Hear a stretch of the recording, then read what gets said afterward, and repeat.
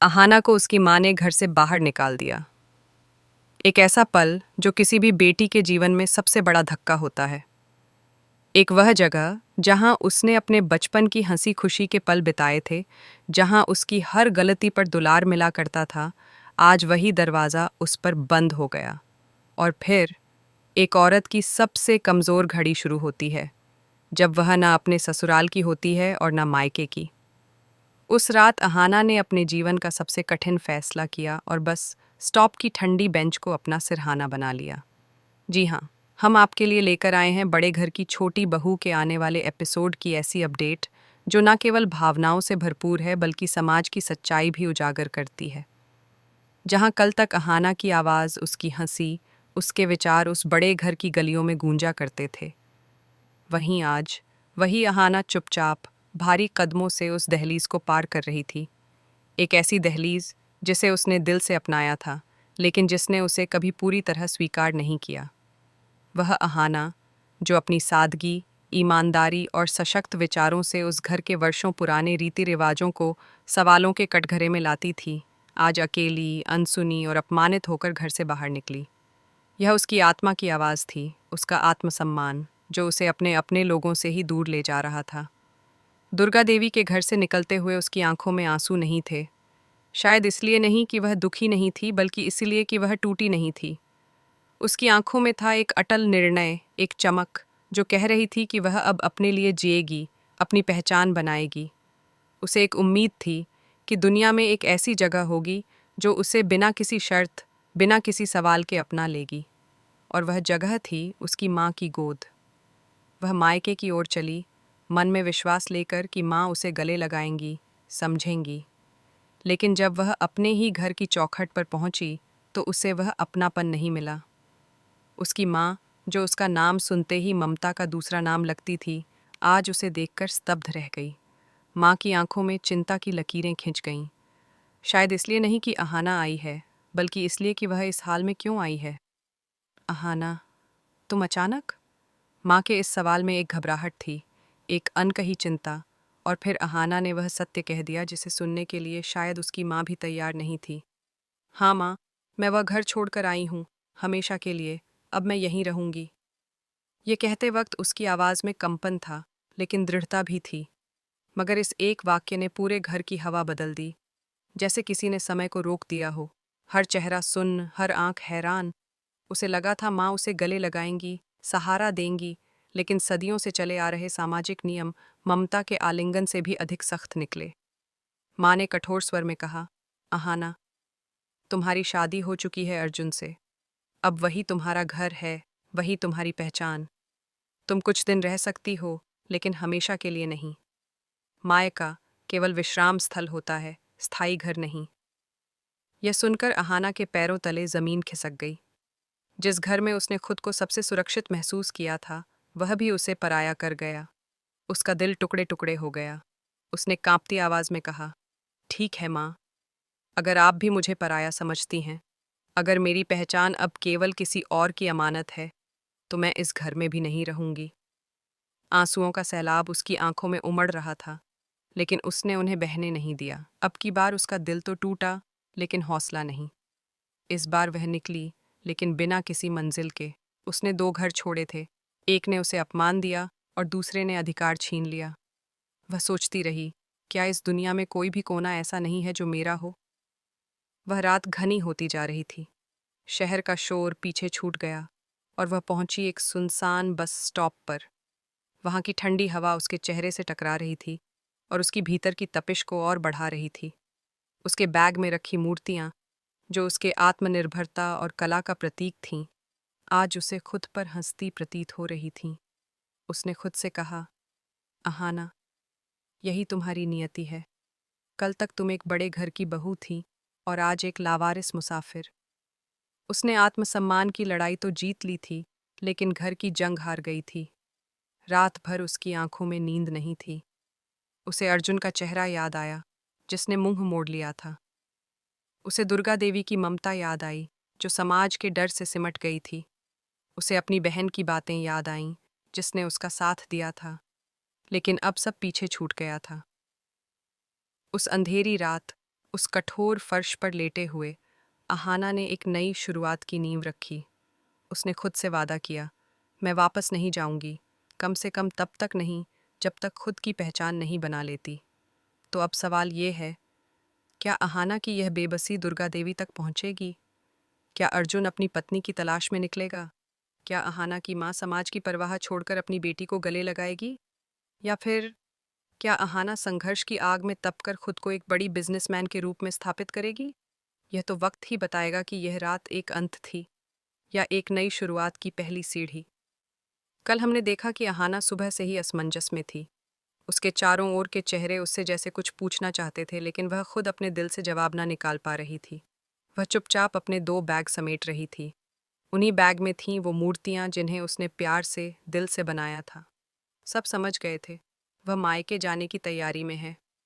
लेकिन क्या यह जाना हमेशा के लिए है? दीदी ने नाराजगी और चिंता में पूछा। अहाना आज ही जा रही है क्या? और अर्जुन को बताया? अहाना हल्के मुस्कान में बोली, अभी बताऊंगी दीदी। घर के बाकी सदस्य सलाह देने लगे। कोई कह रहा था, इतनी मूर्तियां कैसे ले जाएगी? कोई टेम्पो बुलाने का सुझाव दे रहा था। लेकिन अहाना अब किसी की मदद लेने के मूड में। अहाना के जीवन की यह रात भले ही एक थकान और निराशा की प्रतीक बनी हो, लेकिन यह वही रात थी जिसने उसे अपने भीतर झांकने का मौका दिया। बस स्टॉप की वह ठंडी बेंच, जहां वह अकेली बैठी थी, वही अब उसकी सोच की सबसे गहरी परतों को उघाड़ रही थी। एक ओर मन में असहनीय पीड़ा थी, तो दूसरी ओर एक अजीब सा संतोष कि उसने जो किया वह गलत नहीं था। हाँ, वह टूट गई थी, लेकिन बिखरी नहीं थी। उसने अपनी सास के घर को छोड़ा, अपने पति को छोड़ दिया, और उस माँ को भी, जिसने समाज के डर में बेटी को ही बेघर कर दिया। पर अब उसके पास खोने को कुछ नहीं था, और शायद इसी का नाम आज़ादी होता है। सड़क के उस कोने पर बैठी वह लड़की, जिसे कल तक सब छोटी बहू कहकर बुलाते थे, अब बस एक नाम बनकर रह गई थी, अहाना। उसके पास कोई ठिकाना नहीं था, लेकिन आत्मसम्मान का एक मजबूत खंभा उसके भीतर खड़ा हो चुका था। वह सोच रही थी कि एक औरत को कब तक समाज के हर नियम को सिर झुकाकर स्वीकार करना होगा। क्या शादी के बाद उसका वजूद केवल एक किसी की पत्नी बनकर रह जाना चाहिए? क्या मायके का दरवाज़ा सिर्फ लड़के के लिए हमेशा खुला रहेगा और लड़की के लिए शादी के बाद वह दरवाज़ा सिर्फ दिखावा बनकर रह जाएगा? ये सवाल उसके मन में बार बार उठ रहे थे, और उनके जवाब अब उसे खुद ही खोजने थे। उसने धीरे से बैग खोला, उनमें रखी मूर्तियों को देखा। वे मूर्तियां जो उसने अपने हाथों से बनाई थीं, जिनमें उसका श्रम, उसका प्रेम और उसका आत्मबल समाया था। अब वह तय कर चुकी थी, वह इन्हीं मूर्तियों को आधार बनाएगी अपनी नई दुनिया का, अपना नया घर, जहां कोई उसे छोटी बहू नहीं कहेगा, बल्कि अहाना कहकर पुकारेगा। रात और गहरा रही थी, ठंडी हवाएं उसके होंठ सूखा रही थीं, लेकिन उसके मन में एक आग सुलग रही थी। यह आग बदले की नहीं थी, बल्कि खुद को साबित करने की थी। वह अब किसी घर की दीवारों में कैद नहीं होना चाहती थी। अब वह खुद अपनी ईंट रखेगी, अपना दरवाज़ा बनाएगी और उस पर अपना ही नाम लिखेगी। उसे याद आया कैसे दुर्गा देवी ने एक बार उसे कहा था कि बहुएं घर की मर्यादा होती हैं, औरतें मिट्टी की तरह होती हैं, उन्हें जैसे चाहो आकार दो। लेकिन अब अहाना मिट्टी नहीं बनना चाहती थी, वह खुद आकार बनना चाहती थी। ऐसा आकार जो न बदला जा सके, न तोड़ा जा सके। उसे भोर दीदी की बातें भी याद आईं, जिन्होंने कहा था कि बहसें रिश्तों को ख़त्म नहीं करतीं, लेकिन चुप्पी मार देती है। अहाना अब चुप नहीं रहना चाहती थी। वह अब खुद के लिए बोलेगी, वह अब खुद की कहानी लिखेगी। यह शहर जो उसके लिए अनजान था, अब उसका नया मैदान बनने जा रहा था। अंधेरे के बीच से ही एक हल्का उजाला उसके भीतर जागने लगा था। उसे अपने पति अर्जुन का चेहरा बार बार याद आ रहा था। वह चेहरा जो कभी उसकी आंखों में खुद को तलाशता था, लेकिन अब उससे नज़रें चुराकर चला गया। क्या अर्जुन कभी समझ पाएगा कि अहाना का जाना उसकी हार नहीं, बल्कि उसकी आत्मा की जीत थी?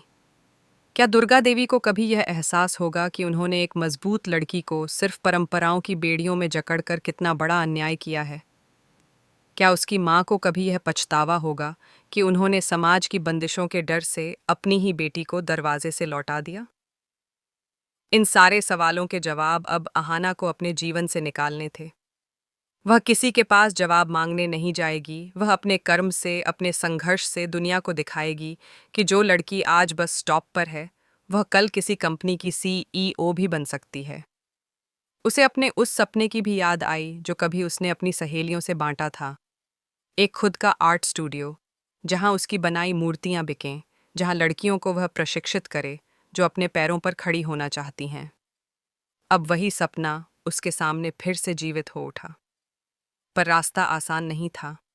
किसी भी मदद के बिना, किसी भी पहचान के बिना, एक लड़की का अकेले शहर में जीना एक जंग से कम नहीं होता। लेकिन जब इरादे मजबूत हों और आत्मसम्मान हथियार बने, तब कोई भी राह नामुमकिन नहीं रहती। उसे लगा जैसे उस रात की ठंडी हवाओं ने उसकी पीठ थपथपाई हो। कहाँ हो, डर मत, तू अकेली नहीं है, तू खुद के साथ है। अगली सुबह जब सूरज की पहली किरण उस बस स्टॉप पर पड़ी, तो उसके साथ एक नई किरण अहाना के जीवन में भी दाखिल हुई। वह उठी, अपने बैग संभाले और मन ही मन एक नाम लिया, शक्ति। अब वह सिर्फ अहाना नहीं थी, वह शक्ति बन गई थी जो अपने हौसले से अपनी तकदीर खुद लिखेगी। उसने नाश्ते के लिए कुछ बिस्किट निकाले और ठंडे पानी से चेहरा धोया। पास के पार्क में बैठी बुजुर्ग महिला ने जब उसकी हालत देखी तो हल्के स्वर में पूछा, बेटा कहाँ से आ रही हो? अहाना ने एक लंबी सांस ली और कहा, एक घर से निकली हूँ, अब अपने लिए घर ढूंढ रही हूँ। वह मुस्कुराई और फिर आगे बढ़ गई। क्या दुर्गा देवी को खबर मिलेगी कि अहाना इस तरह से निकल गई? क्या अर्जुन को पछतावा होगा? क्या वह वापस आएगा उसे मनाने? क्या उसकी माँ यह सोचते हुए रात भर जागेगी कि मैंने अपनी बेटी को कहाँ भेज दिया? क्या यह खबर उस मोहल्ले में फैलेगी? क्या लोग सवाल उठाएंगे? लेकिन अब इन सवालों से उसे फर्क नहीं पड़ता था। वह अपने सवाल खुद पूछेगी, अपने उत्तर खुद बनाएगी। अब उसका जीवन किसी धारावाहिक का प्लॉट नहीं, एक सच्ची, जीती जागती महिला की कहानी थी, जो हारी नहीं थी, सिर्फ थकी थी। और जब एक औरत थकती है, तो वह सिर्फ बैठती है, हारती नहीं। और अब, जब वह उठ चुकी थी, तो कोई उसे फिर नहीं गिरा सकता था। क्योंकि अब उसके भीतर सिर्फ दर्द नहीं, एक पूरा स्वप्न जल रहा था, और यही आग उसकी सबसे बड़ी शक्ति थी।